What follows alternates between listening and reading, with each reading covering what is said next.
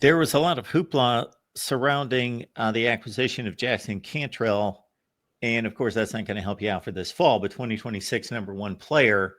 Uh, it seems as though, depending on who's doing the talking about player acquisition, whether that be through the transfer portal or in high school football, they're either going to put focus on, hey, we've got a great school, we got a great program, our coaching staff's doing the job, we just brought in a great talent. Or if it's somebody else, it's, well, they chase the paycheck and they chase the money, and that's what it is. So how much of what Miami's doing do you think is strictly a money grab versus them continuing to do good things and build a program?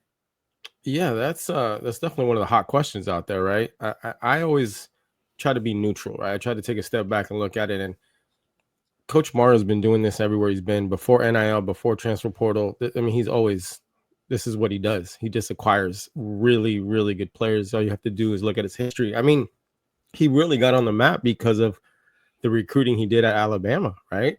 At the end of the day, and he moved up the ranks on that. As far as currently, I think everybody knows that there's a top 6 or 7 NIL programs, and then there's a gap, and there's like another 15 to 20, and then there's everybody else. That's how I look at it. Does it help that Miami's NIL is strong? Absolutely. But I feel like it's a requirement now.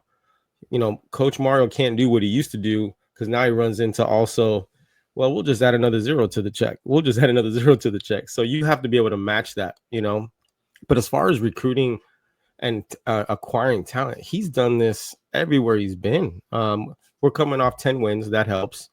Cantrell was an offensive lineman. That helps. So, there's context there. There's definitely context there. But then you also look at, wow, last cycle they got Cam Ward.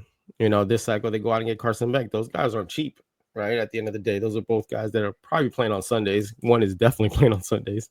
So I look at it like, if you put context on it, I have to give more credit to his background in recruiting and what he's put in place at Miami to acquire talent, especially the staff that he's put in.